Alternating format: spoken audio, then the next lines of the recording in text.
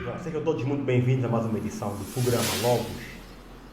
Eu hoje tenho o prazer de conversar com um amigo que tem sido, enfim, não direi requisitado, mas as pessoas têm telefonado, mandam mensagens, escrevem no Facebook, no YouTube, o pessoal que está na diáspora e não só, e pedem uma segunda entrevista com o grande mano, o grande irmão Isidro Fortunato. Eu fiz o apelo e ele, como sempre, atendeu o meu pedido, o meu convite, sem pestanejar. Então vamos conversar com o Isidro Fortunato.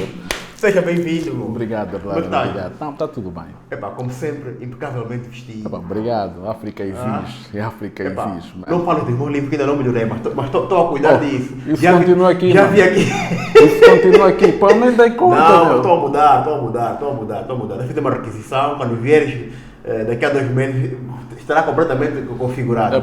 Já vi aqui teus calhamaços, irmão. Temos aqui coisa boa aqui, não? Estás a ver? Temos aqui a afrocentricidade, mau comércio, nós temos muita coisa Muita aí. Coisa boa, né? E quando tiveres, quando a tua encomenda chegar dos livros pan-africanistas, convida aí a gente para um churrasco, vamos queimar os teus livros no churrasco, estás a ver? Não, tem muita obra-prima. Não, obra-prima para quem? É preciso sempre a gente falar sobre isso, obra-prima para quem, estás a ver?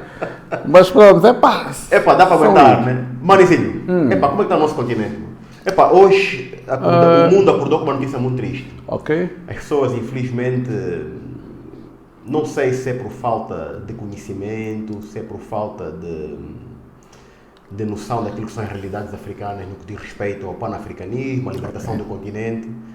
Quando morre o mais velho, seja ele líder ou não, que é o caso do presidente Robert Mugabe, é um dia para reflexão e para estarmos tristes, não? Realmente, falar de Robert Mugabe é falar de um líder, de um estadista e, acima de tudo, de um panafricanista. Mugabe se foi. Todas as lideranças africanas que realmente tiveram um discurso, uma narrativa contrária ao status quo, quando elas aparecem, quando elas morrem, aparecem nos jornais com os nomes de ex-ditador, ditador Mugabe morreu. Isso é chocante para a África. Isso significa que nós não estamos a ler os sinais do tempo, não estamos a interpretar a nossa história e cada dia menos a gente consegue ter uma consciência daquilo que nós somos como africanos e continuamos a ser um povo do rebanho. Nós somos um povo de rebanho, nós estamos sempre atrás. O que é confiável para nós em termos de notícia é aquilo que as grandes mass medias produzem, a BBC, New York Times, The Guardian, toda essa estrutura de guerra cultural e de informação é que nós metemos a nossa credibilidade. Hoje em dia, o Mugabe se foi hoje, e algumas pessoas fazem festa sobre a morte de Mugabe, mas o que é que nós sabemos sobre Mugabe? Isso é uma pergunta-chave para os próximos minutos. E essa narrativa que existe aquela questão que está ligada com aspectos muito virados para a mentalização do continente e também com o discurso de vitimização, porque o continente foi colonizado pelas potências europeias. Achas que isso, de certa forma, também faz com que a solidariedade africana esteja agora, de certa forma, fragmentada? Na verdade, nós temos que entender o colonialismo como um predador cultural e, acima de tudo, espiritual. Nós, quando falamos de colonialismo, estamos a falar de guerra cultural e guerra espiritual, mais uma vez. Hoje em dia, nós temos uma comoção extremamente seletiva. E dizer, por exemplo, África francófona, anglófona, ou os palopes, o que é que parece? Está certo ou está errado? Está totalmente errado. Está errado por que, Isidro? Na verdade, nós temos que olhar sempre para a Conferência de Berlim, porque o termo anglofonia, francofonia, lusofonia, para nós são termos que dão vida ao manifesto da Conferência de Berlim. São termos berlinianos.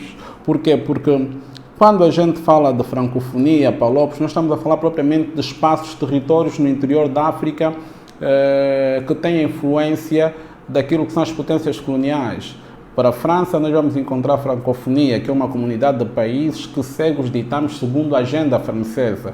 Para os países lusófonos, que é o caso de Angola, nós vamos encontrar também países que seguem uma agenda se apoiando essencialmente naquilo que são as políticas do próprio colono lusitano. E para a anglofonia também é o mesmo fenómeno. Na verdade, Esses termos designam territórios onde o colonialismo exerce a sua influência política, económica, militar e cultural. Mas olhando para esses registros históricos, não parece que são cicatrizes indeléveis que não consegues apagar? Não digo que não se consegue apagar, consegue-se apagar sim. Porque quando a gente olha para a francofonia, é nós termos, por exemplo, na cabeça que aquele povo que adota o termo francofonia vai sempre se rever mais culturalmente com o povo de França do que o povo africano. É uma nova forma de estigmatização, é uma nova forma de berlinização que produz aquele fenómeno de nós chamarmos os nossos irmãos que partilhamos fronteiras comuns, chamamos de país vizinho. E nós vamos chamar sempre o europeu de povo irmão. Isso, na verdade, tem todo a ver com esse sistema que foi criado, que foi a berlinização da África. Olha, eu só queria deixar um ponto aqui que é muito importante esclarecer isso, sobre Mugabe. As pessoas falam que Mugabe é um ditador. Ok, tudo muito bem, mas eu vou sempre lembrar das palavras do Kwame Nkrumah. Nkrumah, quando conseguiu a independência do Ghana em 1957, ele faz uma abordagem extremamente profunda sobre aquilo que é a África. Ele diz que a independência do Ghana nunca estará completa sem os outros países africanos serem igualmente independentes. Então, o que é que a gente encontra aqui? Nós encontramos que Kwame Nkrumah entendeu que a escravidão e o colonialismo não foram fenômenos isolados que aconteceram simplesmente no Ghana, mas que aconteceram em África toda. E para haver uma coesão e unidade cultural, unidade política entre os países africanos, era necessário que todos estivessem livres. O que acontece com Mugabe, mais ou menos, é dentro desta ótica.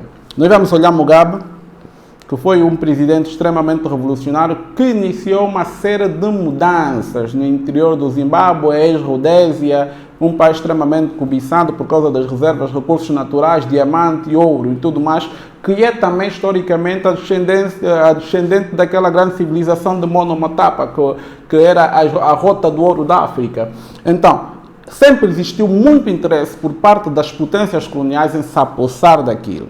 E quando se apossam do Zimbábue, Zimbábue durante um tempo foi um grande produtor daquilo que é a agricultura, foi considerado o celeiro da África devido à capacidade produtiva, às grandes fazendas e tal, mas tudo na mão dos brancos.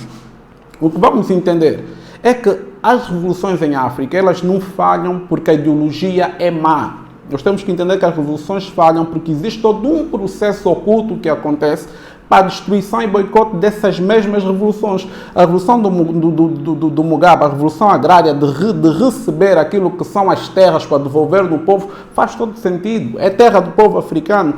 E nós sabemos muito bem que tudo que um povo tem é a sua terra. Um povo sem terra nem é povo.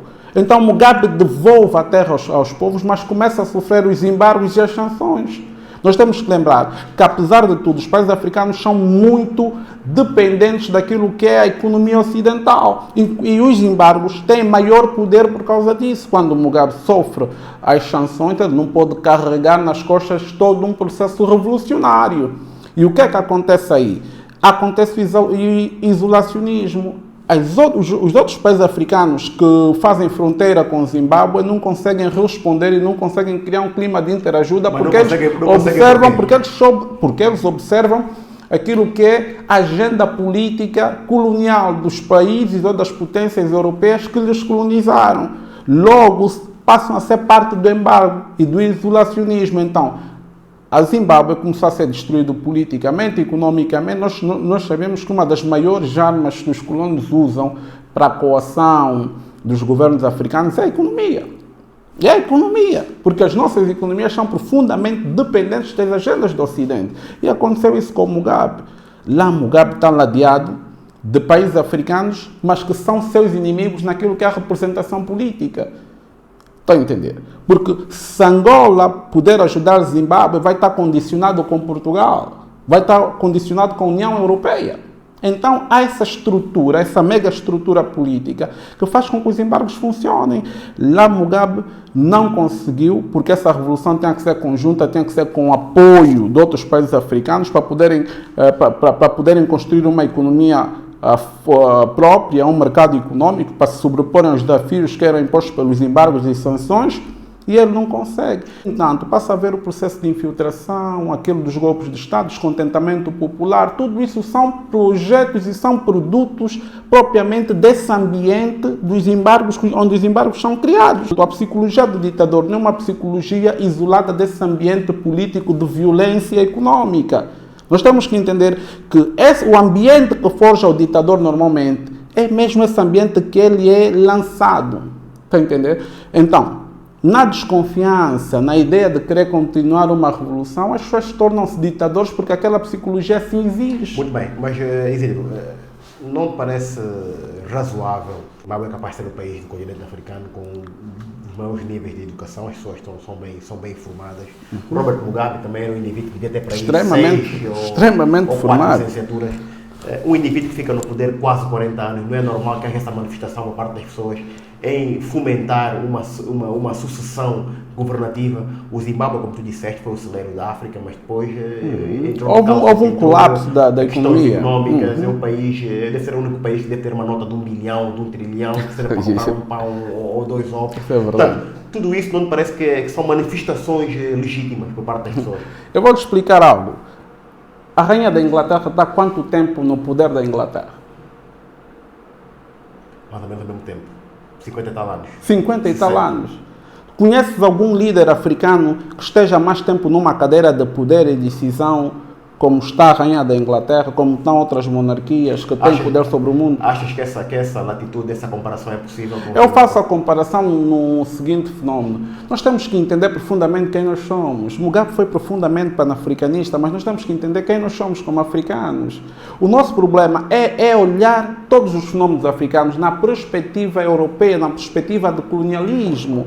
E isso vai sempre criar um choque cultural conosco.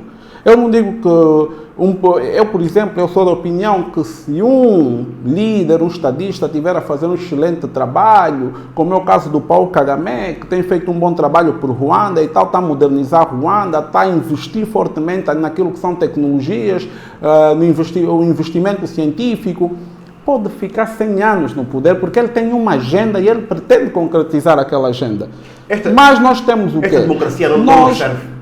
Essa democracia não nos serve por quê? Para começar, por exemplo, nós temos a oposição. O que é a oposição hoje? Tu tens que criar todo um instrumento de cooptação para permitir a tua influência. E é isso que a Europa criou em África. Se nós olharmos, nós temos aqui nós temos o governo e temos sempre a oposição. Oposição para quê? Onde é que a influência europeia entra em África?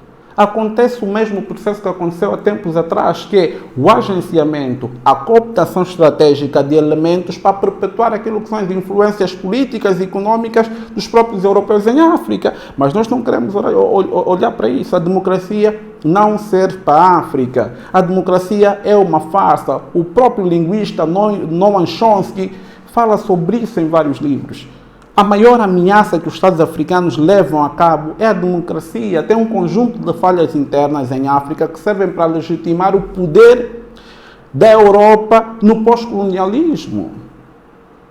Nós precisamos de uma solução que seja um nacionalismo africano virado à África e aos africanos e, principalmente, aos problemas e desafios que enfrentamos comumente como povo. Porque é toda a África. Nós, quando falamos de colonialismo, quando falamos de raça, nós estamos a falar de povos ou de grupos separados, estamos a falar de todo um continente que sofreu um ataque maciço. E que a liberdade, a independência real de um determinado país depende da independência dos outros países. Porque enquanto tu te libertares, quereres conduzir uma revolução sozinho, quem te vai derrubar, quem te vai destruir são os próprios países africanos que não se libertaram da influência do colonizador europeu, do colonizador árabe, muçulmano. Essa tua visão é aceitável e eu pergunto o seguinte, o que é que faltará para que os líderes africanos consigam perceber que só deste jeito, abraçando o panafricanismo e também essa união africana que deverá existir entre os Estados, é que conseguimos então sair todos desse buraco em que nos encontramos e podemos todos crescer como um só continente, indivisível, se quisermos. Nós temos um grave problema que é o individualismo. Nós traçamos as nossas políticas a partir das fronteiras que foram desenhadas por um inimigo histórico comum. Mas em termos reais, olhando para o realismo, não te parece utópico pensar que os países abdiquem de pensar primeiro nos seus Estados como Estados individuais, só depois de satisfazer as suas necessidades é que pensam na coletividade? Como eu te disse, o fenómeno violência, o fenómeno histórico, não se dissocia daquilo que é o formato atual que os países africanos têm. Pensar num país como único país, vamos ter o caso do Kagame, mas o Kagame está a ser ardiloso, ele está a usar as forças ocidentais.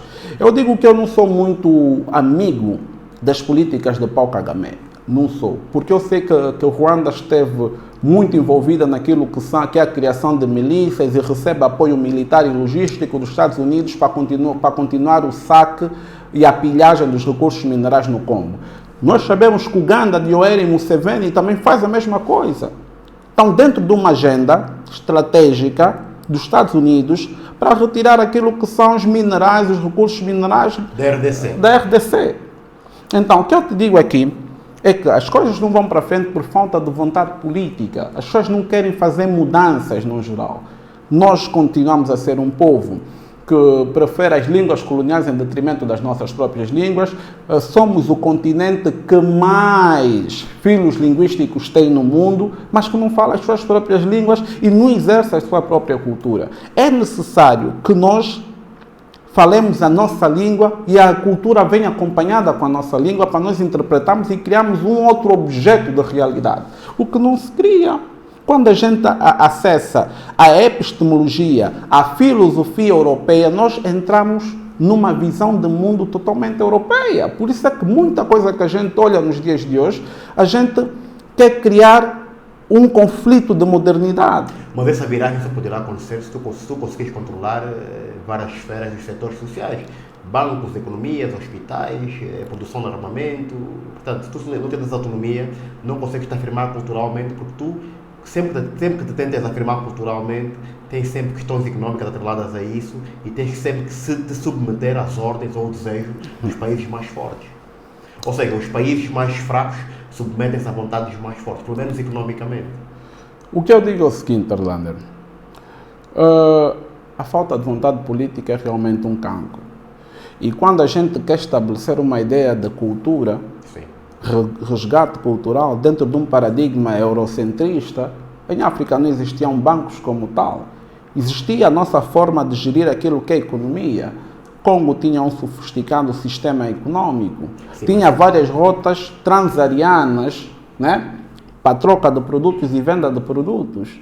Estamos a falar do Congo como uma estrutura civilizatória que influenciou até mesmo o próprio Egito, que é tida como uma das maiores civilizações, que é a primeira grande civilização e superpotência do mundo. Mas eu te quero dizer aqui, que é necessário que nós desenvolvamos os nossos próprios modelos de gestão, porque os modelos europeus não são humanizantes.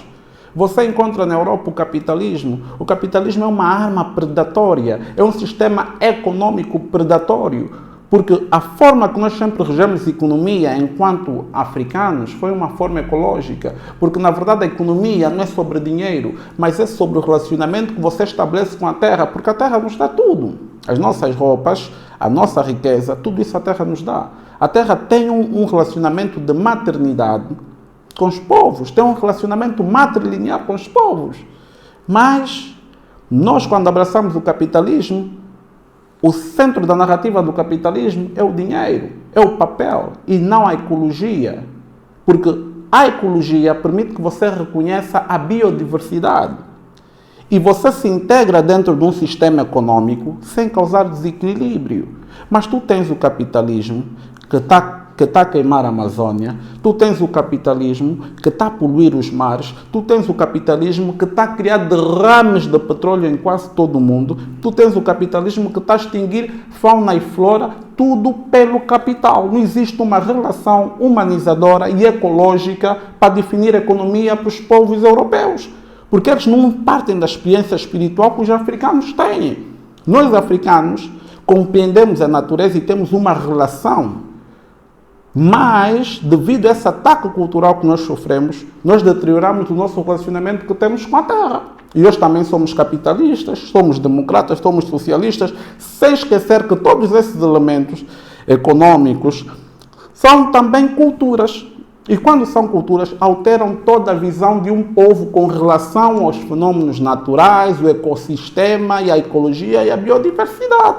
E Filipe, uma outra situação triste, feia para o nosso continente, são os ataques xenófobos que aconteceram na África do Sul no decorrer desta semana, em que os irmãos sul-africanos, de forma atroz e hedionda, enfim, atacaram imigrantes nigerianos, zimbabuanos, enfim, de todos os pontos do nosso continente, não é? Imagens horripilantes, Claro. a serem queimados, destruição de lojas, e sentimos como se fosse um murro no estômago, um amargo de boca, porque é um povo que sempre foi ajudado por outros povos, no que diz respeito à libertação do continente africano e também do próprio libertação contra o apartheid na África do Sul.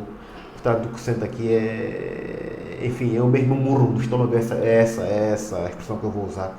E pedia então o teu comentário sobre este episódio que já se vem repetindo. É preciso saber que o Mandela teria sido morto se não fosse o embaixador nigeriano, que era muito influente naquele tempo, que intercedeu pelo Mandela para não ser executado, porque as políticas do apartheid exigiam a morte imediata de Nelson Mandela. Mas quem intercedeu foi um nigeriano. E quando nós olhamos para o que está a passar na África do Sul, isso é uma vergonha para nós como africanos, para nós como povo. Eu já te explico o porquê. Por uma questão simples. Nós não estamos a olhar o big game. Nós não estamos a olhar o grande jogo. Nós não estamos a olhar os grupos de interesses na África do Sul. A destabilização, a xenofobia, que não é xenofobia, atenção, é afrofobia. Afrofobia por quê? Porque quando a gente fala de xenofobia... Escolheu-se um alvo em particular. Pois, quando a gente fala de xenofobia, nós vamos atacar todos os povos. Nós vamos atacar tudo que seja estrangeiro será atacado. Mas é afrofobia por quê? Porque essa caça, esse assassinato que nós estamos a ver, essa pouca vergonha, tem um alvo específico, que são cidadãos africanos dentro da África. Você ainda não ouviu falar que um inglês foi morto, um britânico? São africanos a matar africanos, uma verdadeira vergonha para o continente. E serve para legitimar vários discursos fulminantes que foram cuspidos no decorrer da história sobre a incapacidade dos africanos de se governarem, de serem autónomos. Aliás, Peter Botha tem um discurso sobre isso, que diz que os africanos têm a violência no core da sua manifestação, que se você lhes dá armas, vão se matar, se você lhes dá dinheiro, lhes dá economia, vão roubar a economia. Se você... tem um discurso tão fulminante sobre a realidade de ser africano, que criva aquilo que são esses estereotipos tradicionais. Sim. Que o sistema de supremacia branca cria para legitimar a exploração e a dominação dos povos africanos no mundo. Mas eu digo-te o seguinte, algo que eu digo muito, a xenofobia, a afrofobia na África do Sul é um projeto político do próprio apartheid em si. Nós temos que lembrar Mandela. Mandela já foi um terrorista a ser para abater na lista do maior terrorista da própria CIA. A CIA queria a cabeça de Mandela. É um dado que pouca gente conhece, mas Mandela já foi considerado terrorista. Terrorista, porque a revolução que Mandela levava no princípio na África do Sul é a revolução que fez Winnie Mandela se apaixonar por Nelson Mandela, porque era uma revolução de olho por olho, dente por dente. Mandela atirava bombas artesanais dentro de instituições do apartheid. Mandela não perdoava. Era uma revolução que precisava de ser carregada por todos os meios necessários. Mas depois Mandela vai preso. Quando esse Mandela vai preso, quando ele sai, já não é o Mandela terrorista. É o Mandela pacificador, é o Mandela salvador e é o primeiro presidente sul-africano. Transição do poder político que se encontrava nas mãos do apartheid para um sul-africano. Eu das vezes que estive na África do Sul e já fui um par de vezes, consegui perceber que há vários discursos e vários sentimentos em relação a Mandela. Há aquele reconhecer que de facto foi um homem formidável, que lutou pelos direitos não só do ANC, do país sobretudo, não é? E quando saiu da cadeia teve um discurso, teve uma abordagem pacificadora, aquela África do Sul utópica, África do Sul Rainbow Nation, a nação arco-íris, mas tu sentes vivamente que na África do Sul tu não sentes, essa interligação entre Pretos e brancos, brancos. não é? Eles e nós. E depois, os brancos sul-africanos representam cerca de 8 ou 9%, mas dominam 90% Da economia. da economia.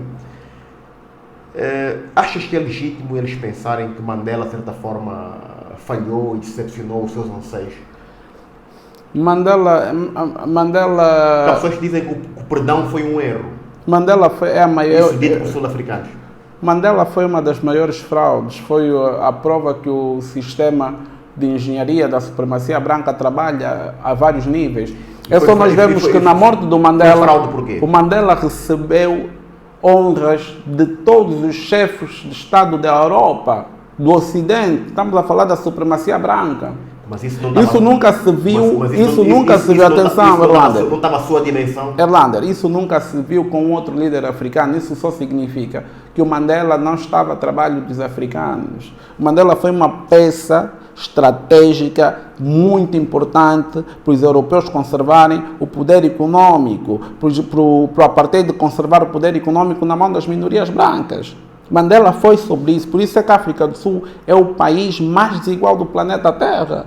Muita violência social, mas o fenômeno de xenofobia é um fenômeno de engenharia e terceirização do ódio da supremacia branca contra os africanos. Eu te explico o porquê. Um dos problemas que nós temos na África do Sul é o desemprego, que faz com que milhares de sul-africanos aceitem trabalhos degradantes nas minas de ouro, de platina, de diamante na África do Sul. Essas pessoas ganham mal e vivem nos subúrbios, nos chuetos, nos Ganzi, nessas zonas onde tem muita violência social, onde tem muito assassinato, tem muito crime, onde vivem as pessoas que passam o tempo todo a minerar as grandes minas na África do Sul. E o que é que acontece? O que é que acontece nesse processo? Essas pessoas fazem reivindicações ao sistema. Chegam nas indústrias, nas empresas, olha, nós estamos a ganhar 2.000 rands por mês, nós queremos começar a ganhar 10.000 rands e aqui não há conversa, porque o país também é nosso e nós merecemos. O branco europeu, o branco britânico, em vez de ouvir o que é que aquelas pessoas querem e tentar responder, criar um pacote capaz de albergar as reivindicações dessas pessoas, simplesmente despedem essas pessoas vão buscar mão de obra barata na mão de africanos imigrantes, moçambicanos, nigerianos, pessoas que saem de outros pontos da África, que só querem um emprego para viver e iniciar uma nova vida. E eles conseguem ter acesso a essa mão de obra barata por preços extremamente módicos. Aceitam aquilo que os sul-africanos já não aceitam agora. E o que é que vai acontecer? Os sul-africanos avisam para essas pessoas para ficarem longe daqueles empregos porque eles estão numa área de negociação com aquelas entidades. Mas os próprios africanos começam a entrar nesses empregos e são admitidos. Então, há uma terceirização do ódio.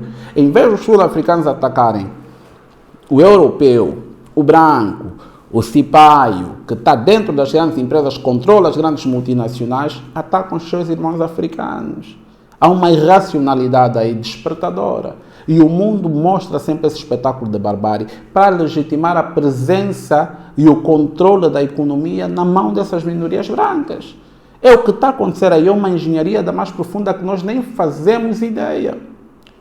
O próprio branco consegue continuar a legitimar o discurso do Peter Botha de que os pretos não conseguem se governar, que os pretos não têm, enquanto que nos bastidores há todo um processo, há toda uma engenharia que é criada para que esses ataques se tornem reais. E nós devemos parar de pensar que a xenofobia não é xenofobia, isso é black on black violence. Dr. Amos Wilson fala-nos muito sobre isso, das técnicas de black on black violence, não foram só praticadas, não são praticadas só na África do Sul. Nos Estados Unidos existe isso, todo o sítio em que existe uma comunidade negra no mundo, existe black on black violence. No Brasil, nas favelas existe, nos bantustões na África do Sul existe, nas nossas chanzalas aqui, e nos museques, nos bairros de lata de Moçambique, tem black on black violence. Isso tudo faz parte de um processo de engenharia, de manutenção e perpetuação do poder colonial no interior desses países que derivam de esses países que são países que não são países que derivam da sua história, tradição e cultura, mas derivam diretamente da experiência do colonialismo. Por que este ódio não é redicionado, neste caso, para a minoria branca, que eles é que são o catalisador, segundo a tua tese, deste problema? ou no limite, porque é que não é redistribuído pelos, neste caso, os imigrantes e também pela maioria branca que gera esses empregos e esses Essas salários assimetrias que são, enfim, forçados os sul-africanos a aceitar porque estão a ser exercidos pela mão de obra imigrante? Olha, não há distribuição porque nós falamos aqui de engenharia. Em engenharia, a gente já ouviu várias vezes falar na mão invisível. E os sul-africanos são levados a uma falsa ideia de superioridade com relação aos outros povos da África. Eles acham que têm mais legitimidade do que outros povos da África. Isso é um erro, é uma vergonha, mas isso faz parte do projeto colonial. A berlinização de África permite que as pessoas não se reconheçam como um povo que teve sobre ataque histórico. Nós não nos reconhecemos como um povo, nós queremos nos reconhecer pelas bandeiras que nós ostentamos. Eu sou sul-africano, fulano é Tsuana, fulano é angolano. Nós nos definimos através da herança maldita da Conferência de Berlim. Isso não nos deixa nós nos vermos como um povo unicamente que está sob ataque de uma máquina sofisticada como a máquina do neocolonialismo. Mas aqui eu acho que há uma contradição, Isidro, porque os sul-africanos até são detentores da sua africanidade. Comparativamente, por exemplo, nós angolanos que não temos, enfim, os laços ou os aspectos culturais africanos nossos genuínos, os sul-africanos até são povos que têm são donos da sua africanidade, falam as suas línguas, têm a sua cultura, há os zulos, há isso ou aquilo, não é? E como é que depois tem essa atitude para com os irmãos africanos? Não parece que há aqui um contrassenso? A unidade cultural dos sul-africanos, eles podem viver a sua cultura, mas eles não conseguem olhar as convergências que têm com outras culturas. Eles não conseguem entender os pontos conversacionais que o Cheikh Anta Diop chamou de unidade cultural africana. Ou seja, todas as culturas africanas, elas têm pontos de semelhança. Certo. Não importa se está na África, que é chamada de subsaariana, ou que está na África do Kemet, na África da Nigéria. Está a entender? Nós não conseguimos olhar para as semelhanças que nós temos como povo. E essa é a razão do isolacionismo cultural. Muito bem. Isidro, temos pouco tempo para terminar este tema, mas estes fenómenos, ou este fenómeno, num país, não direi árabe, também não gosto muito da expressão África branca. África branca não existe. É muito mais complicado e difícil de penetrar. Primeiro, as pessoas têm que parar de falar em África branca. África branca não existe. A África branca é fruto de invasões que começaram por aí no século IV, aí em África. Está a entender? As invasões árabes, as primeiras invasões. A Líbia não é esse termo, África branca? África branca é um termo extremamente colonial. Da tez da cor. É um termo racial, extremamente colonial, que não tem nada a ver com os africanos. São invasões, são produtos de invasões. Mas os árabes parece que se sentem confortáveis com essa conotação. Da África branca? Sentem-nos que são os invasores. Como é que o invasor não vai se sentir bem com uma denominação que ele ganha para sentir sentimento de pertença sobre um território? Certo. Ele tem que se sentir bem. A África branca não existe. Os africanos precisam de começar a abrir os olhos. Por quê? Porque nós temos um grave problema aqui que eu vou continuar a insistir. O sistema de educação não facilita a real compreensão da dimensão da nossa história. Nós somos o povo mais antigo desse planeta. Nós temos uma história profunda. Não só profunda nos aspectos espirituais, mas nos aspectos científicos, em todos os aspectos. Nós fomos os criadores das primeiras grandes ciências, nós lançamos as bases civilizacionais do mundo, criamos as primeiras grandes civilizações nesse mundo, mas nós não temos conhecimento sobre isso. Um povo que não tem conhecimento sobre si é um povo eternamente escravo. Por isso é que o neocolonialismo avança, por isso é que nós continuamos a ler até hoje que o branco é que fez tudo com a filosofia, é o Platão, o Aristóteles, continuamos a ler Levi-Strauss, continuamos a ler uma série de brancos Rousseau para definir sociologia, psiquiatria. Nós não sabemos nada sobre nós. Esse é o maior perigo. Nós continuamos a seguir os currículos que estão desenhados na Unesco, quando a gente sabe que a Unesco é uma instituição imperialista. Por que é que nós não estamos a abrir os olhos?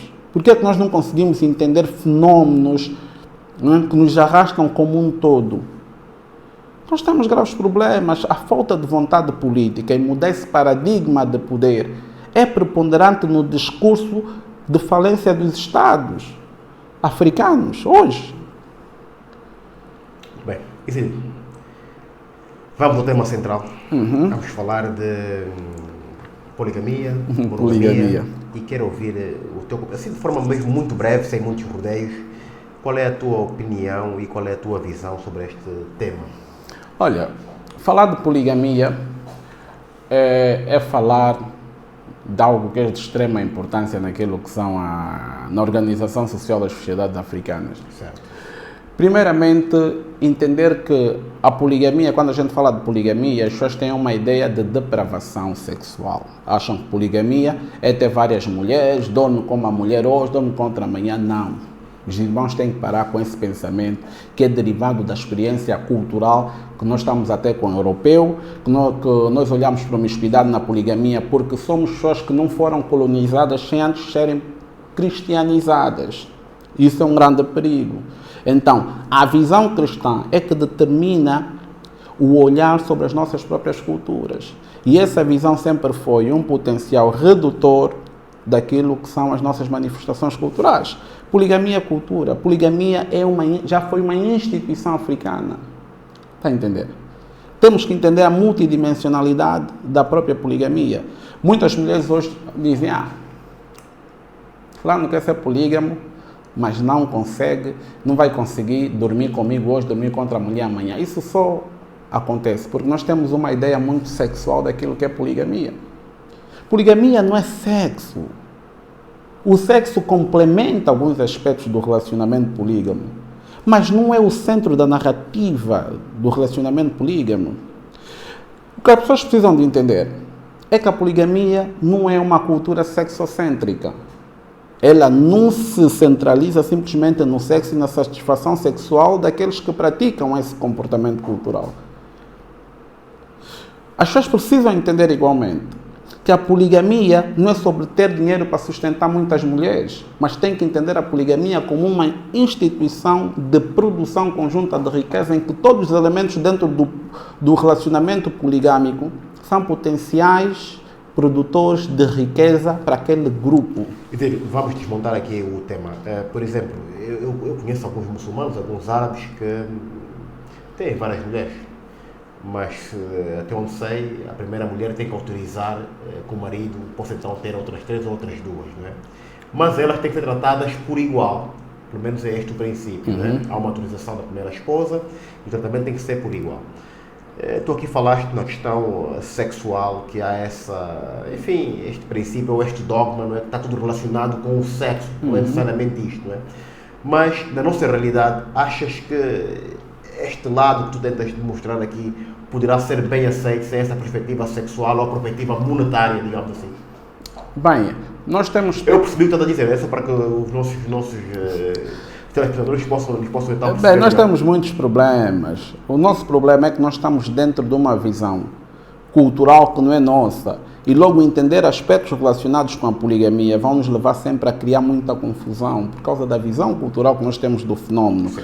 E eu digo o seguinte, Adlander, uma coisa que é de extrema importância as pessoas entenderem é que na monogamia, quando a gente fala de poligamia, nós estamos a falar de um tipo de relacionamento, porque no ecossistema cultural africano, a monogamia, a poliginia, a poliandria sempre estiveram presentes.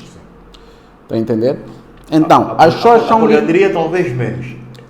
Talvez menos. No caso é o inverso. Uma mulher com vários homens. Sim. É isso que também faltou definirmos aqui a monogamia.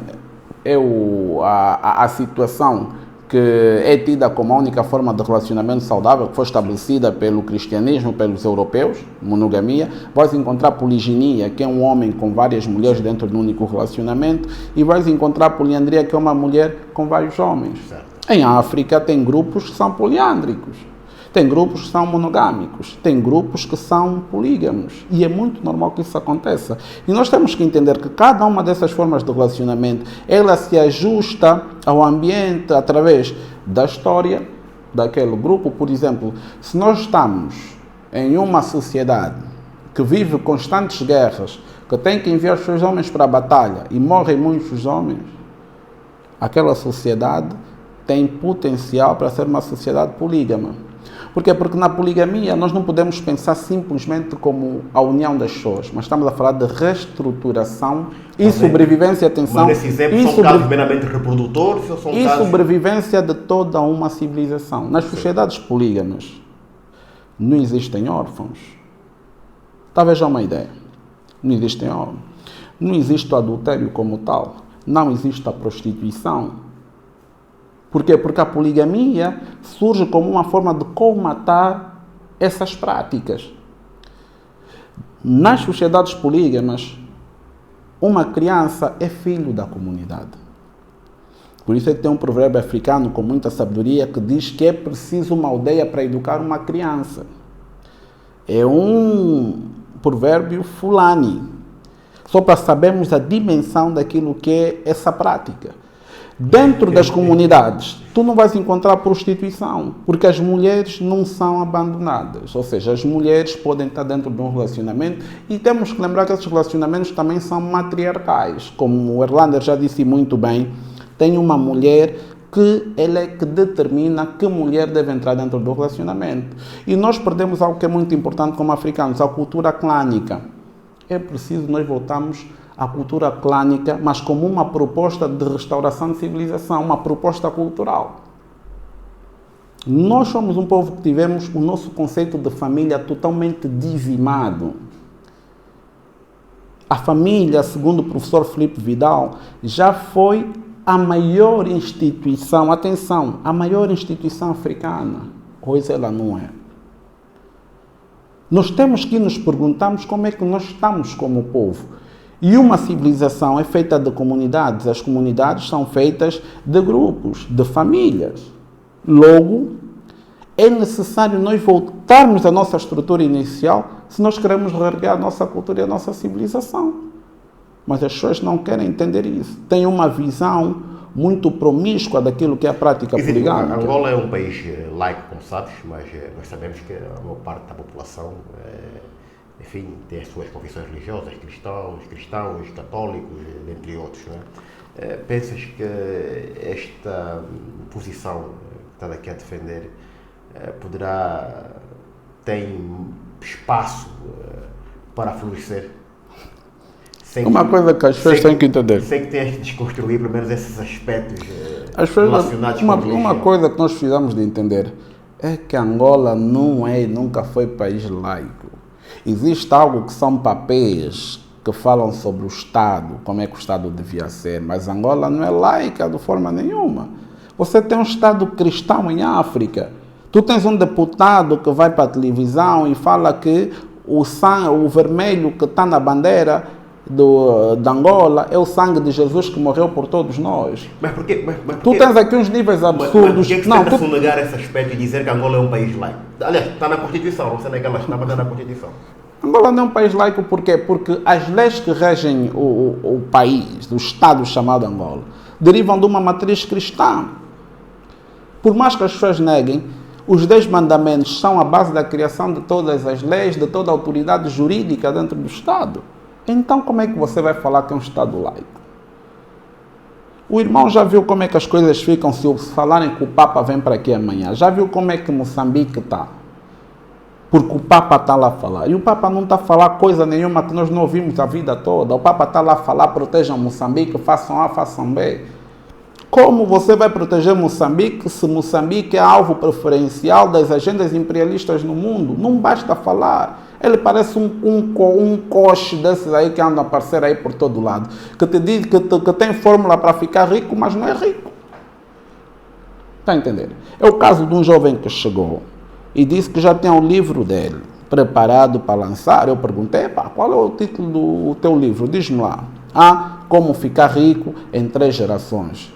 Eu disse, você já escreveu um livro de como ficar rico e vens-me pedir dinheiro emprestado para lançar o livro. Lê o teu livro e consiga dinheiro para você poder fazer o lançamento. Em 3 gerações. Já 3 gerações. Nem é para ele, é para os netos dele. Então, tu estás aqui, tu estás a falar. O pessoal africano está muito alienado. O pessoal africano tem um respeito que chega a ser até rocambolesco, estranho, sobre as instituições coloniais. Quem é o Papa? Quem é o Papa? É uma autoridade colonial, representa uma instituição colonial. O Hergimino Mukal, tem um amigo que eu tenho, que é um respeitado filósofo moçambicano, também diz que o sonho dele é ter ver um Papa preto. Nós não podemos cair nessas retóricas. Mas ter um Papa preto é importante? Não é importante da mesma forma que não foi importante ter um Obama na Casa Branca. Está a ver? O Obama invadiu a Líbia, matou Gaddafi, invadiu o Iêmen, travou uma série de guerras aí. Que tu notas que o Obama era preto, mas estava a seguir uma agenda. Mesmo que nós tivemos um Papa preto dentro do Vaticano, ele tem que seguir a agenda do Vaticano e não a agenda racial do povo africano. As pessoas têm que começar a tomar consciência das coisas. Nós estamos sempre a confiar nas instituições ocidentais. Nós queremos confiar na OMS para nos falar que todos temos SIDA, para poderem vender retrovirais nos nossos países. Nós queremos confiar na ONU para resolver os conflitos, mas a ONU está cheia de relatórios que falam sobre os abusos sexuais, estupros, violações, mortes e assassinatos que muitos soldados dos capacetes azuis das tropas da paz promovem contra os países africanos onde eles intervêm. Nós queremos confiar no TPI, Tribunal Penal Internacional, mas o George Bush não sentou lá. E o George Bush cometeu um dos maiores erros à vista de toda a gente, que foi a invasão do Iraque em 2003. Tony Blair, todos esses estadistas que pertencem à supremacia branca nunca foram ao TPI. Quem vai ao TPI são os líderes africanos e outros líderes inconvenientes da agenda global de dominação global que o Ocidente, a União Europeia, tem no mundo. Também são subscritores dos países africanos, infelizmente. Então, o que é que acontece? Nós estamos aqui com graves problemas por causa disso.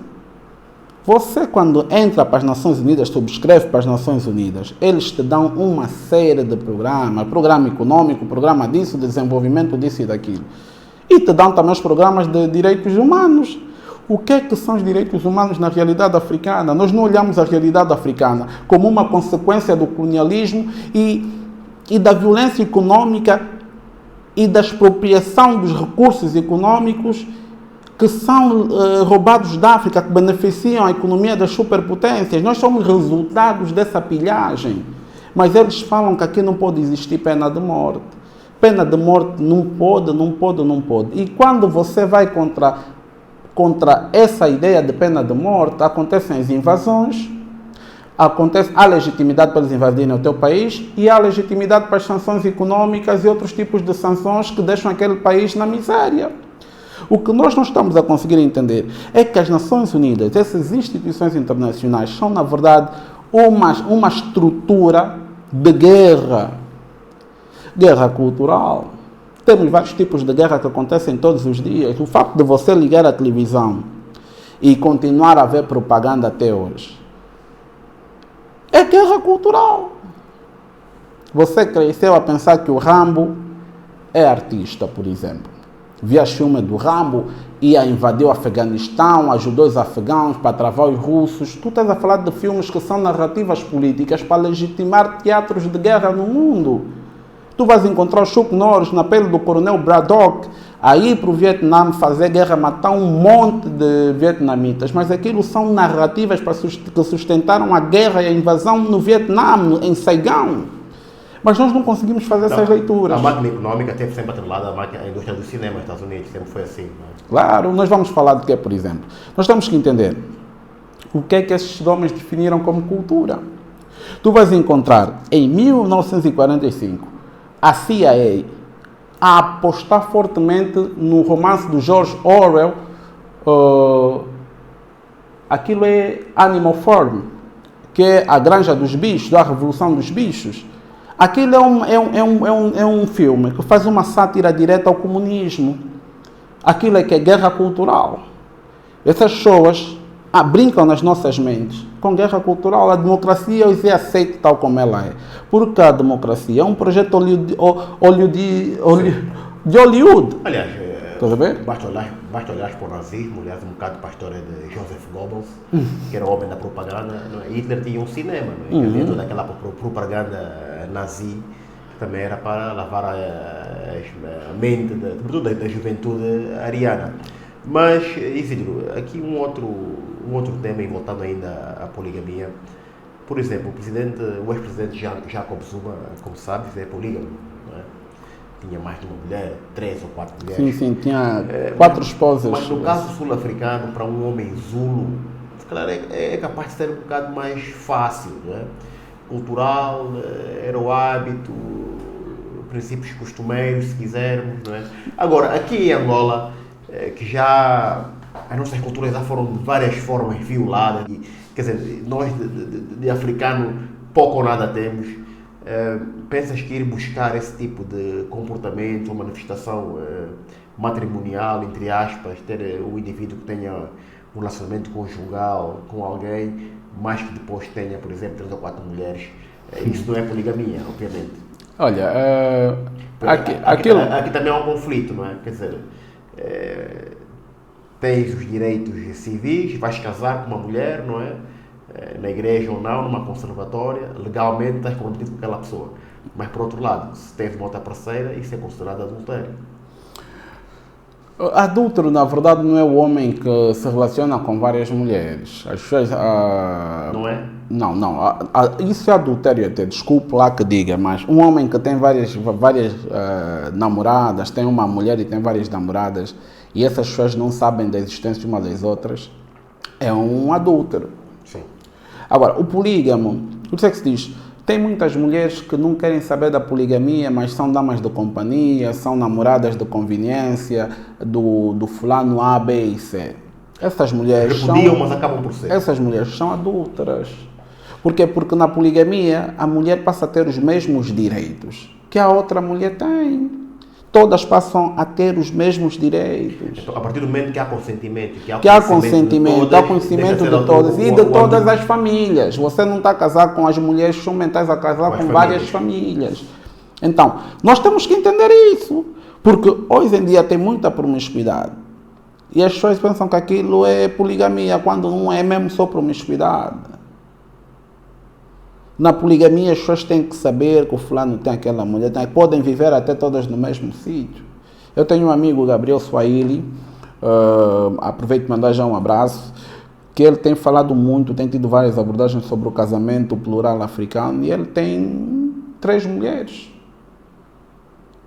Nós estamos a falar de um homem que está a fazer uma reconstrução, ou seja, ele está a criar o clã dele. E o clã delas, mulheres dele, são extremamente panafricanistas. Nós precisamos de pensar na poligamia como uma proposta de civilização, restauração cultural. Porque todo homem que é panafricanista tem um potencial agente cultural. Dentro de um relacionamento poligâmico, ele está a lançar bases para o surgimento de algo maior que ele.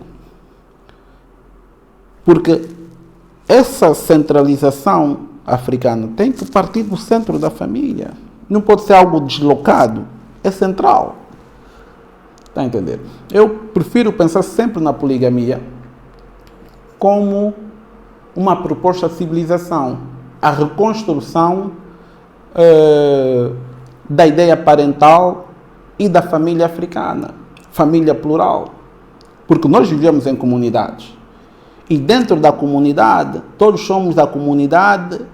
E na comunidade você não encontra prostitutas, não encontra órfãos, não há aborto nas comunidades. O aborto é algo novo. O Dr. Willington, né? Tivemos uma conversa há tempos, ele participou na 19ª edição dos Diálogos Culturais. Ele fez uma resenha daquilo que é a poligamia, algo fantástico que nós todos devíamos estar mais atentos com aquele senhor.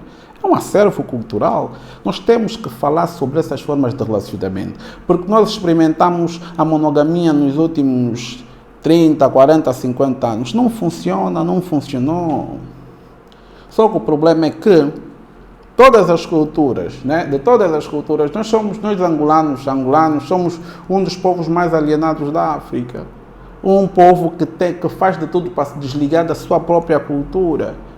Por quê? Porque o governo também é potencialmente assimilado e cria políticas que protegem a autoridade do Estado colonial. O governo da Angola não quer saber de políticas culturais. Tu tens agora a Bienal do Panafricanismo pela Cultura de Paz. que é sobre cultura, mas o que nós temos lá é samba e kizomba. Mas aqui uma grande hipocrisia e aqui também uma grande contradição, porque nós temos governantes que têm mais do que uma mulher, a gente sabe, como é óbvio, né? Quer dizer, Na verdade. Não é escândalo nenhum saber que o indivíduo tem 2 ou 3 namoradas, por exemplo, não é? Portanto, os governantes daqui são os primeiros, desculpa só, Erlanda, os governantes angolanos são os primeiros a criticar a poligamia, a não aceitar criar leis para proteger e legislar a poligamia, mas são todos adúlteros.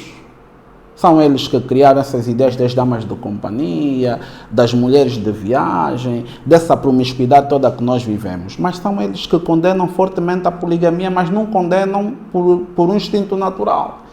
Condenam por causa do cristianismo. Esses senhores são todos cristãos e são promíscuos dentro da sua cristandade. Da mesma forma que as pessoas ficam aí Vaticano, se ajoelham para essas estruturas de poder que foram deixadas aqui. Dentro do próprio Vaticano tem os estupros, tem as violações de menores, tem essa componente toda que é derivada da hipocrisia. E nós estamos a nos transformar também hoje em dia numa sociedade potencialmente hipócrita, porque nós queremos reprovar a poligamia, mas queremos ter várias mulheres, várias namoradas. Por quê? Porque queremos fugir à responsabilidade. Nós queremos continuar a ter aquele conforto de quando a miúda X está grávida, a gente manda tirar a barriga, coisa que é totalmente repudiável dentro de qualquer cultura africana, porque existe o respeito sagrado pela vida. Está a entender? É o que nós temos hoje. Muito bem. Isidro, o que temos aqui de livros? Nós temos muita coisa aqui. Olha, nós temos aqui o livro Afrocentricidade, Complexidade e Liberdade. É do meu amigo Ergimino Mucalo, que eu até não entendi porque é que o nosso amigo Ergimino está tão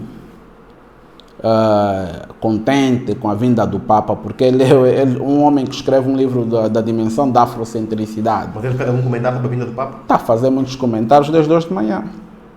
O Papa veio, estamos bem, quero um Papa negro. Epá. Uma contradição. É extrema contradição. Muito bem, a seguir. Nós temos aqui Desafios Contemporâneos da África, o legado da Amílcar Cabral, escrito por Carlos Lopes. Prontos. É um livro extremamente interessante porque Amílcar Cabral foi muito ligado às crianças por entender o futuro da África. E na verdade é o que todos nós temos que entender, que não existe futuro sem crianças, né? E o Amílcar Cabral nos traz uma narrativa dos nossos desafios contemporâneos, que vão desde a educação, a cultura, o acesso à segurança. É um livro muito bom, muito bom mesmo. E ainda bem que falaste da educação, mas podes ir falando. Hoje eu passei pela zona do futuro e vi um aglomerado muito grande de jovens, parece que é uma feira de emprego. Mas uma coisa impressionante, já há imagens nas redes sociais, houve miúdas que até desmaiaram e tudo. Epá, e tu, na semana passada, viste as faculdades e universidades vomitam milhares de estudantes durante o ano. Epá, o que é que se está a passar? É a disfuncionalidade do Estado. É a disfuncionalidade. Nós temos um Estado totalmente disfuncional. Nós temos várias alegações que são feitas que não existe fome em Angola, que não existe desemprego, apresentam números irrisórios de desemprego. Gráficos, sim. E eu acho que é uma grande estupidez que nós temos. Nós, africanos, nós angolanos principalmente, continuamos com aquela mania de megalomania, de comprar coisas para ser o primeiro da África, querer apresentar projetos megalômanos sem funcionalidade, querer prometer 500 mil empregos numa juventude que está desesperada e tal. Nós precisamos de parar, nos olhar internamente e começar a trabalhar por Angola e por os angolanos. Nós não podemos continuar na fantasia, nós somos o país mais atrasado. Se nós olharmos aqui, nós somos um país bastante atrasado.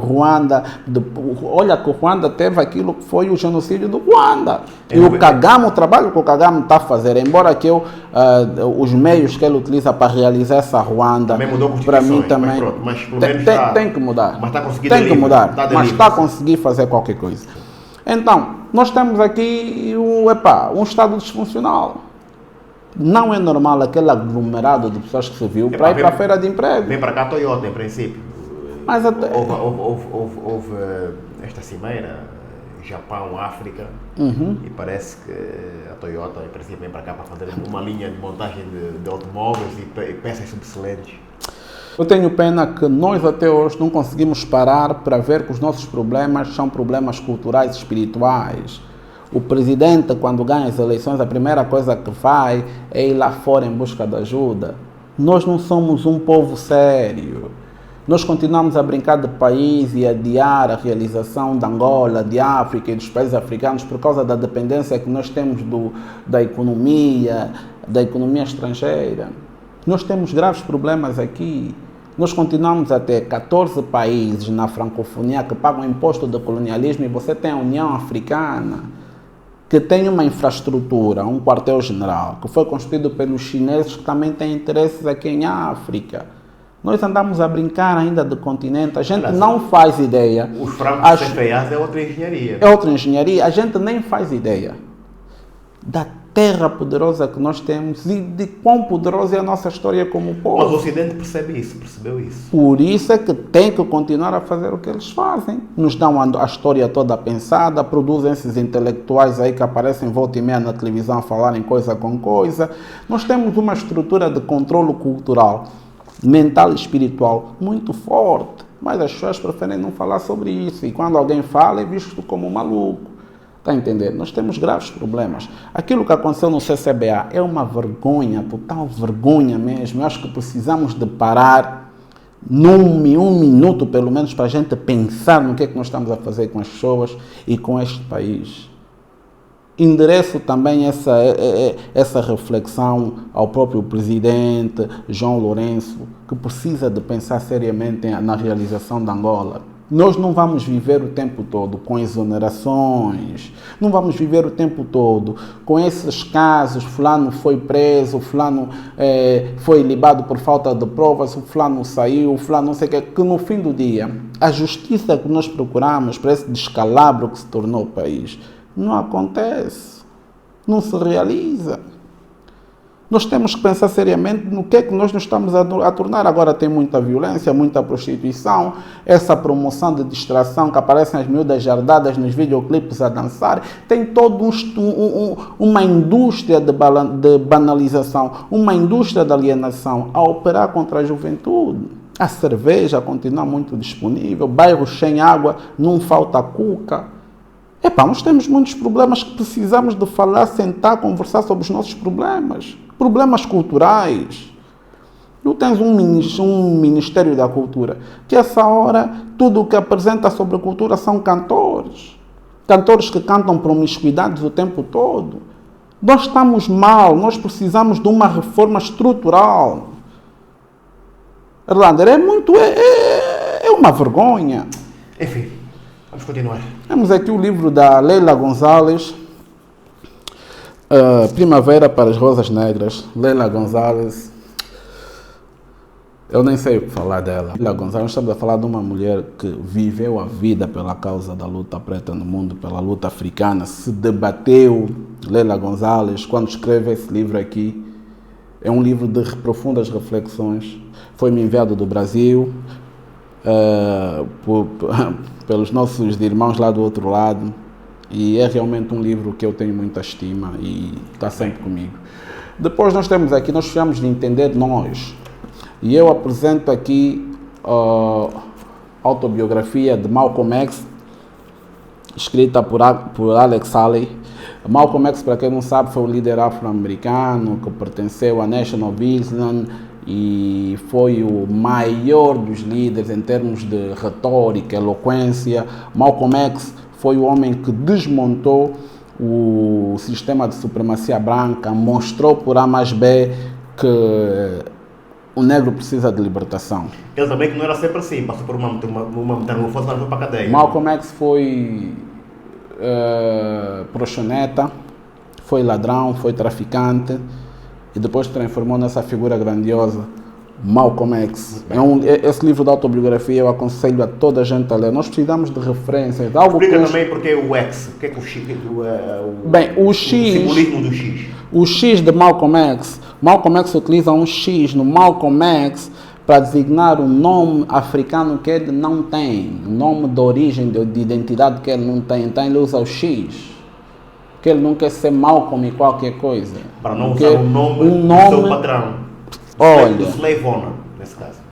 Malcolm X é que nos falou sobre a engenharia do dono de escravos, como é que funciona a perpetuação da linhagem escravicida. Por exemplo, eu sou Isidro Fortunato e eu certa vez disse que eu não quero morrer como Isidro Fortunato.